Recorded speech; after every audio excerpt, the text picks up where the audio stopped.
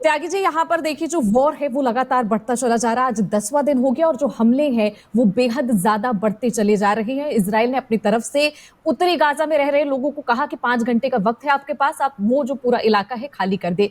अब क्या ये समझे कि जब तक हमास का खात्मा नहीं हो जाता तब तक ये वॉर यूं ही चलती रहेगी? इसमें कोई शक नहीं है। ये बात इजराइल ने भी कही है और ये बात अमेरिका ने भी दोहराई है कि हमास का खात्मा करना ही होगा।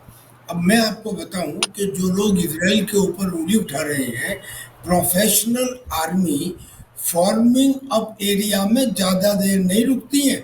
फॉर्मिंग अप एरिया किसे कहते हैं? जहाँ पे फौज आके इकट्ठी होती है और उसके बाद स्टार्ट लाइन और फिर एक्शन। अब यहाँ पिछले 48 घंटे से गाजा का साउथ से लेके नॉर्थ तक पूरे 40 किलोमीटर के एरिया में उनके टैंक, उनकी आर्टिलरी, उनके हॉविट्जर्स, सारी चीजें तैनात हैं। और ये करीब पिछले 48 घंटे से पोजीशन है। क्यों रोके हुए हैं ग्राउंड अटैक? इसलिए कि ज्यादातर लोग जो सिविलियंस हैं वो वहां से चले जाएं यानी कि सिविलियन कैजुअलिटीज ना हो। ये ख्याल कौन रख रहा है? ये रख रहा है इजराइल। ना रखा होता तो वो बार बार डेड लाइन को ना बढ़ाते। और दूसरा आर्गुमेंट ये कि ये जो जनता है गाजा पट्टी में, इसी जनता ने तो चुना है नॉर्थ गाजा में। किसने चुना है हमास को? इस जनता ने ही तो चुना है। और हमास को चुना है हमास की आतंकवादी गतिविधियों को देखने के बाद भी, और हमास को चुना है फतह को हराने के बाद भी। जो इनकी तरह से वैसी आतंकवादी पार्टी नहीं है।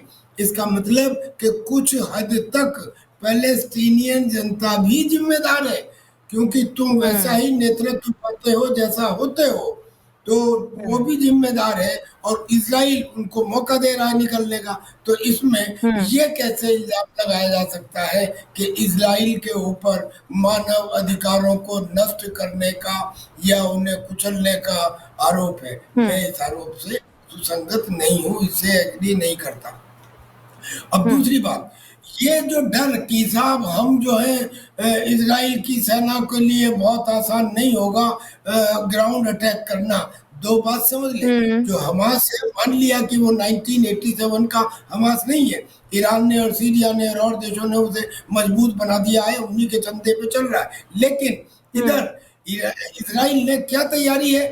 बंकर बस्टर बम है। मान लिया कि वहां पे 500 से ज्यादा सुरंगें हैं, कई हजार किलोमीटर लंबी हैं, उनका जाल बिछा हुआ है। लेकिन जाल जहां खुलता है, सुरंग जहां खुलती है, वहां पे मल्टी स्टोरी बिल्डिंग थी। उस मल्टी स्टोरी बिल्डिंग को एयर बम्बार्डमेंट करके पहले ही गिरा दिया गया है। अब उस सुरंग के आगे वो बिल्डिंग नहीं है। और सुरंग में बंकर बस्टिंग बम मंगा लिए गए हैं। और बंकर बस्टिंग बम में डिले फ्यूज लगा होता है, 1 टन से ज्यादा के होते हैं। जब इनको डालते हैं तो ये सुरंग में घुसते हैं अंदर, और घुसने के बाद एक्सप्लोड करते हैं। टकराते ही एक्सप्लोड नहीं करते, सिंक करने के बाद करते हैं। लिहाजा उन सुरंगों को तोड़ना, उन्हें कंट्रोल करना कोई बहुत बड़ी बात नहीं है। लिहाजा मैं नहीं समझता कि अब ये वार ज्यादा दिन तक चलेगा। और दूसरी बात, लास्ट बात, कि अगर ये चलता भी है तो अगर इसमें ईरान, मैं एक ही देश का नाम ले रहा हूँ, हालांकि सऊदी अरेबिया भी है, टर्की भी है, सीरिया भी है, लेबनान भी है, लेकिन केवल ईरान मदद तो कर रहा है, बोल तो रहा है, भाषण तो दे रहा है। लेकिन अगर उसने सैन्य ताकत दी तो अमेरिका ने जो अपने एयरक्राफ्ट कैरियर लाके रखे हैं मेडिटेरियन में, वो हमास के लिए नहीं है, वो ईरान के लिए है। अगर ईरान ने किया तो अमेरिका आएगा तो रशिया आएगा। इसका मतलब फिर तीसरे वर्ल्ड वार का प्रारंभ आप मान लीजिए। त्यागी जी ने जो सवाल उठाए यहाँ पर अमीन जी, उसी पर मैं एक सवाल करती हूँ कि यहाँ पर अगर जो जंग है वो आगे खिंचती है, हालांकि यहाँ पर त्यागी जी ने कहा कि जंग ज्यादा दिन खिंच नहीं पाएगी, लेकिन अगर खिंचती है तो जानकार भी ये बात कह रहे हैं कि तो तमाम चीजें जिस तरह इजराइल आक्रामक होगा, जैसे जैसे हमास पर जितने भी इस्लामिक जो देश है वो अपने मतभेद भुलाकर एक झंडे के नीचे आते नजर आ रहे हैं, तो जानकारों को यह साफ तौर पर कहना है कि ईरान से मुकाबला करना थोड़ा ज्यादा मुश्किल हो जाएगा। देखिए, कल मैं देख रहा था जो उनके एयरक्राफ्ट आए हैं और उनके जो ड्रोन आए हैं, और उनकी मिसाइलें आई हैं। इसके पीछे देखिए जो प्रदर्शन किया जा रहा था कल ईरान में, तो वो देखने को मिला, और वो उन्होंने कहा है कि हम 2000 तक मार कर सकते हैं जो ईरान की मिसाइल्स हैं। आप देखिए जो दूरी कितनी है, ईरान से अगर दूरी है इजराइल की तो 1000 किलोमीटर की, उनके पास डबल मार के हथियार मौजूद हैं। उसके बाद आप देखिए ये कहा जाता था कि हमास को ही मिटा देंगे, और उधर से इजराइल ने कहा कि हम हमास को मिटा देंगे, और हमास ने कहा हम इजराइल को मिटा देंगे। आप देखिए क्या है कि 20 सुरंगें, 20 किलोमीटर तक की उनकी सुरंगें, उनको जानकारी है इजराइल को, लेकिन मेरे पास जो जानकारी जो वहाँ के लोग बता रहे थे वो 2000 किलोमीटर उनके पास माइंस हैं, और जो उनके पास बिछी हुई हैं और उनकी टनल्स हैं। तो 2000 टनल्स जो हैं वो क्या मचाएंगी धमाल, क्यों? क्योंकि उनकी जो मोसाद एजेंसी थी इंटरनेशनल लेवल की, जो खुफियागिरी करती थी, तो इनके 2 साल से जखीरे जोड़े जा रहे थे। वो 2 साल से जो जोड़े गए जखीरे, इन पे नहीं आई इजराइल पे कि उन पे कोई शिकंजा लगता। मुझे तो लग रहा है कि आंतरिक तौर से वहां पर कुछ प्रॉब्लम है नेतन्याहू के साथ में, और वहां की जनता के साथ में, वहां के अफसरों के साथ में। अभी आपने देखा था कि इंटरनेशनल लेवल तक इनकी सारी जगह प्रोसेशन निकाले गए, और इनको नेतन्याहू को कंट्रोल करने के लिए लोकल इजराइल में भी प्रदर्शन हुए, क्योंकि इन्होंने चाहा था वहां के जिस बहुत ही करने के लिए इस तरह से सिंपैथी लेना चाहते हैं कि हम हमास को मिटा देंगे। आपको मैं आज बता दूं, इस बात का खुलासा कर दूं, इन सबको मालूम है, कोई मेरी लुका छुपी बात नहीं है, कि हमास जो है पीएलओ के अगेंस्ट ट्रेन किया हुआ इजराइल का ही बीज है, जो आज बढ़ के पेड़ बन गया है, इनके लिए नासूर बन गया है। और हमास ने ये जो बदला लिया है वो मई 2022 में जो इन्होंने निहत्थे लोगों पे, बच्चों पे, मस्जिद के अल-अक्सा मस्जिद के अंदर जाके फायरिंग की थी बुरी तरीके से, और उनको अरेस्ट किया था और मारा पीटा था, उसका नतीजा इनको दिया है।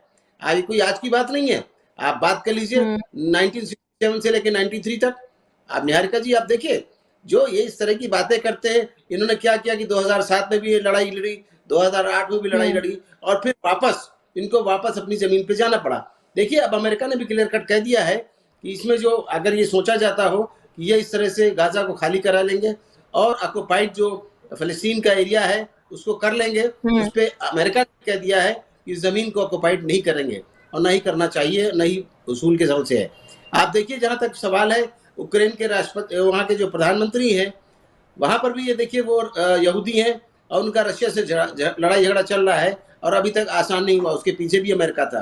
तो क्या अगर इनके पीछे अमेरिका आएगा, उनके साथ में तो अरब देश नहीं है, लेकिन उनके साथ पूरे अरब देश हैं, लेबनान है, टर्की है, ईरान है, जॉर्डन है। मैं तो वहां गया हूं, मैंने स्थिति वहां से देखी है।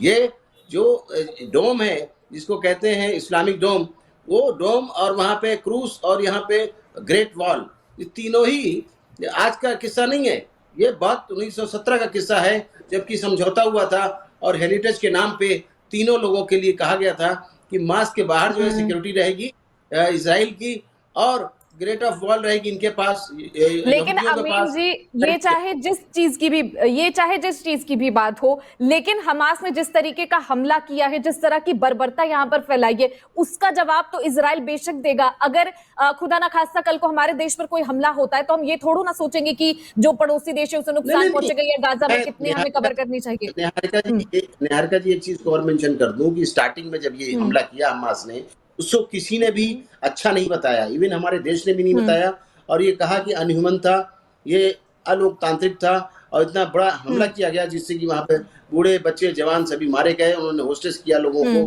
करीब 150 लोगों को तो उन्होंने होस्टेज बना लिया। सवाल इस बात का है कि इस बारे में जब हमारे प्राइम मिनिस्टर ने बयान दिया तो ये कहा कि हम इजराइल के साथ है। इसलिए नहीं दिया कि इजराइल के लिए कि तो हाँ, इसलिए दिया कि सिंपैथी के तौर पे, क्योंकि हमारे G20 जो हुआ था उसमें हमारे प्राइम मिनिस्टर ने एज ए लीडर पूरा विश्व को ये कहा था, जो हमारे पार्टिसिपेंट कंट्रीज से G20 के कहा था कि हम आतंकवाद के खिलाफ लड़ेंगे पूरे विश्व स्तर पे। और उस बारे में कहा गया था कंटेस्ट में इसको कि ये कहा गया कि ये हमारे प्राइम मिनिस्टर मुस्लिम विरोधी हैं। ऐसा नहीं था। मुस्लिम विरोधी अगर होते तो जो साउथ अफ्रीका के 57 कंट्रीज से उनको G20 की जगह उनको ऐड नहीं करते, यानी उनका भी सपोर्ट लिया और उनको भी सपोर्ट दिया। और ऐसा नहीं है, उन्होंने अब देखिए क्लियर कट किया दोबारा इस बात को, जब बहुत ज्यादा बाउंडर मचा रहे थे लोग, अपोजिशन के लोग भी कह रहे थे, उसमें प्राइम मिनिस्टर ने क्लियर किया कि नहीं, और विदेश मंत्रालय ने भी क्लियर किया कि हम फिलिस्तीन के साथ हैं। क्यों? क्योंकि हमारे 70 साल थे जो हमारे रिश्ते हैं, वो चाहे वो अटल जी के टाइम की बात रही, विदेश मंत्री के टाइम की, चाहे वो एज ए प्राइम मिनिस्टर के टाइम रही हो, हमने हमेशा फिलिस्तीन को सपोर्ट किया। क्यों? फिलिस्तीन को काज के लिए सपोर्ट किया है। उनकी फिलिस्तीन के साथ है लेकिन हमास के खिलाफ है। जी नहीं, हमास, मैं बता दूं ना, हमास इनका क्रिएट किया हुआ है, इजरायलियों का। उन्होंने पीएलओ का, जब वहां पर यासिर अरफात जिंदा थे, अब से 30 साल पहले की बात बता रहा हूं, उस वक्त इन लोगों ने ही क्रिएट किया था हमास को। आज हमास इन्हीं को मारने और काटने को आ रहा है। हमास का फिलिस्तीन से कोई लेना देना नहीं है।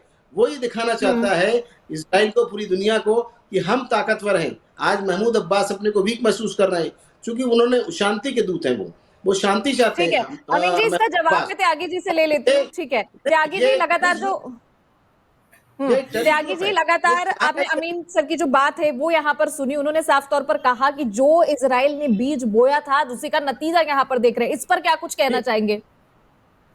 देखिए, पहले मैं ये कहना चाहता हूँ कि फिलिस्तीन ने हिंदुस्तान का साथ ना तो 370 हटाने पे दिया, इनका थोड़ा मालूम ना कश्मीर। सर भाई साहब चुप रहिए आप, मैं बिल्कुल चुप रहा था। आवाज तो थोड़ी आवाज, मेरी आवाज आ रही है निहारिका जी? मेरी आवाज आ रही है? जी आ रही है सर। देखिए, मैं कह रहा हूँ फिलिस्तीन का हमने 40-50 साल तक साथ दिया, लेकिन फिलिस्तीन ने हिंदुस्तान का कभी साथ नहीं दिया। जब 370 हटाया तब उसने साथ नहीं दिया, जो कश्मीर का मुद्दा था उसके ऊपर साथ नहीं दिया, और इजराइल का हम विरोध करते रहे, उसके बाद भी उसने साथ दिया। 1999 में जब कारगिल युद्ध था तब अमेरिका ने हमारी बोफोर्स गन के एक उपकरण को देने के लिए इजराइल को मना कर दिया था, लेकिन इजराइल ने दिया जो हमारे लिए क्रिटिकल था। अब मैं सवाल पूछता हूँ कि 1991 में जब वर्ल्ड ऑर्डर चेंज हुआ, यानी कि सोवियत यूनियन का फ्रेगमेंटेशन हुआ, तो नेताओं तो बहुत सारे देशों की जो विदेश नीति थी वो भी बदल गई। उससे पहले तक हम सोवियत के साथ में थे और इंटरनेशनल पार्टीज की वजह से हम फिलिस्तीन का साथ देते थे। लेकिन उसके बाद नरसिम्हा राव जी ने पहली बार डिप्लोमेटिक रिलेशंस इजराइल के साथ स्थापित किए, वो कांग्रेस के थे। बाद में फिर जब मोदी जी आए हैं और जब हमारी इक्वेशंस एस्टेब्लिश हुई हैं, तो हमने इजराइल का साथ देने के लिए कहा, लेकिन तब भी हमने फिलिस्तीन के खिलाफ नहीं कहा। हमने फिलिस्तीन के का हम विरोध करते वो नहीं कहा, हमास के हमने कभी फिलिस्तीन के हमले को आतंकी हमला कहा भी नहीं। तो ये तो हमास के लिए कहा कि हमास ने आतंकी गतिविधि की है। अब जो लोग ये कहने लगते हैं, अरे देखिए इजराइल ने क्या किया, अरे इजराइल ने जो कुछ किया वो तब किया जब हमास ने पहले किया। अब आप इतिहास उठा के देख लीजिए, जब भी कभी 1967 से लेके आज तक जब भी कभी इजराइल के ऊपर हमला हुआ, पहले हमास ने किया। वो बात दूसरी है कि हमला करने के बाद 10 गुना ज्यादा पिटा, 10 गुना ज्यादा उसकी कैजुअलिटीज हुई, लेकिन पहला हमला उसने किया। जिम्मेदारी किसकी है भाई? पत्थर पहली चोट में नहीं टूटता, पर इतिहास उसे याद रखता है कि पहली चोट किसने मारी थी। वो पहली चोट मारने का काम बार बार हमास कर रहा है। लिहाजा इस आतंकी संगठन का खत्म होना विश्व शांति के लिए आवश्यक है। और लास्ट पॉइंट, G20 के अंदर कोई मोदी जी थोड़ी कह रहे भाई, G20 के अंदर सारे देशों ने कहा था ना कि आतंकवाद जो है वो किसी भी तरह से एक्सेप्टेबल नहीं है, 0 टॉलरेंस होनी चाहिए, सारे देशों ने लिख के दिया था। तो अब वही 0 टॉलरेंस होनी भी चाहिए हमास के साथ में भी। अब उसका समर्थन क्यों? और वो समर्थन बाल की खाल छुपा के जब किया जाता है तब तकलीफ होती है। जब लोग बाग फिलिस्तीन को और हमास को कभी मिला के कभी हटा के और इनडायरेक्टली हमास का समर्थन करते हैं, तब ऐसा लगता है कि ये लोग इस देश में रहने लायक नहीं है।